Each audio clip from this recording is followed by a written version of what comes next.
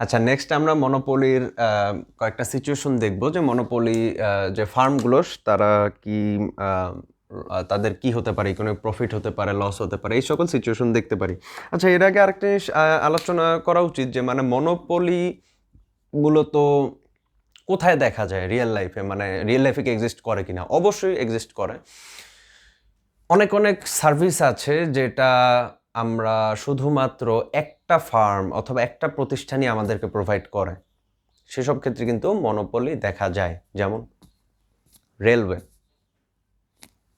বিদ্যুৎ, পিডিবি, ওয়াটারের জন্য ওয়াসা।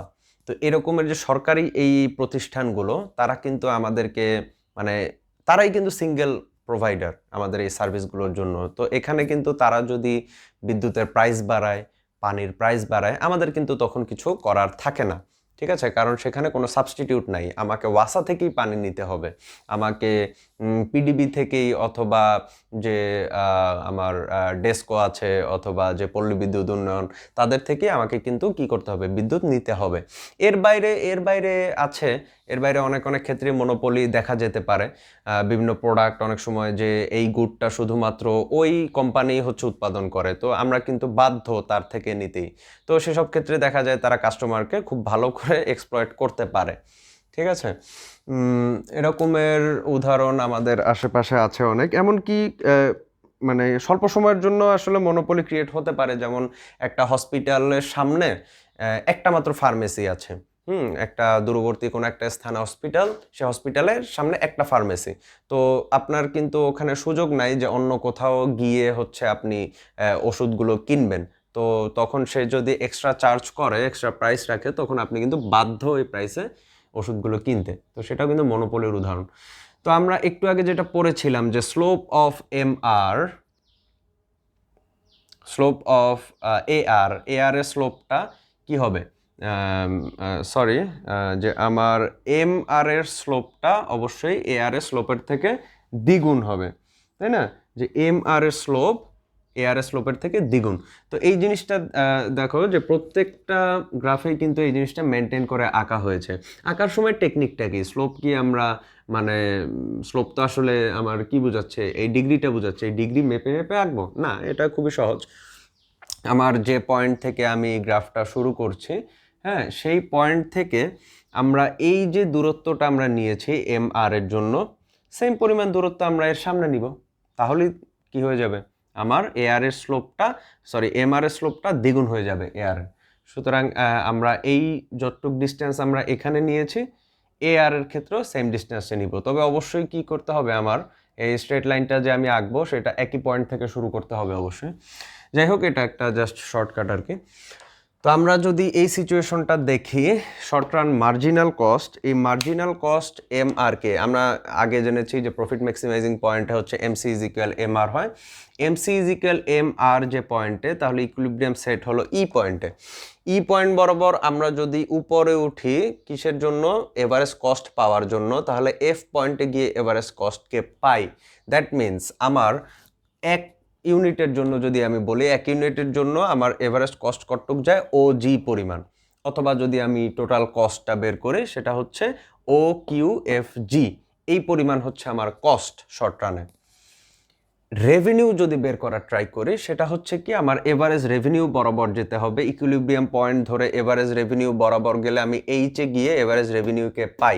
অর্থাৎ আমি যদি টোটাল রেভিনিউ তখন বের করতে যাই, সেটা হবে O Q H M. O Q H M, total revenue হচ্ছে ও কিউ এইচ এম।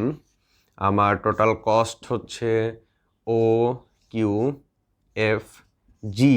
অর্থাৎ আমার কস্ট রেভিনিউর থেকে কম, অর্থাৎ এখানে কি হচ্ছে, প্রফিট হচ্ছে। কতটুক প্রফিট হচ্ছে, প্রফিট হচ্ছে এই পরিমাণ।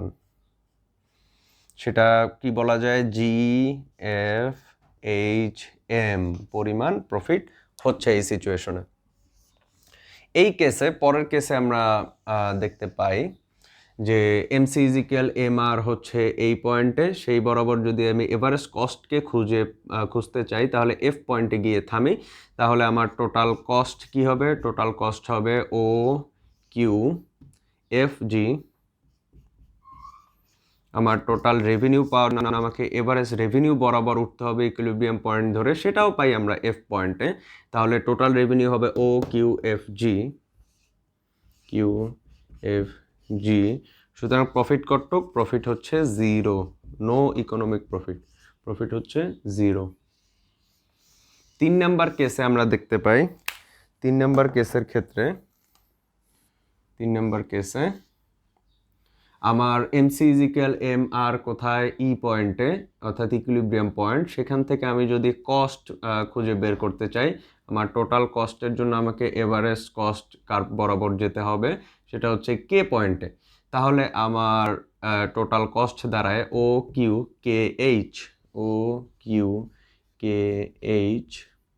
আমার টোটাল রেভিনিউর জন্য আমাকে এভারেজ রেভিনিউ বরাবর যেতে হবে ইকুইলিব্রিয়াম পয়েন্ট ধরে। এভারেজ রেভিনিউ কোথায় পাই? এফ পয়েন্টে পাই।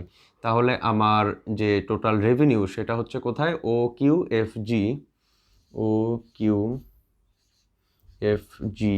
তাহলে এখানে কি হচ্ছে? লস হচ্ছে নাকি প্রফিট হচ্ছে?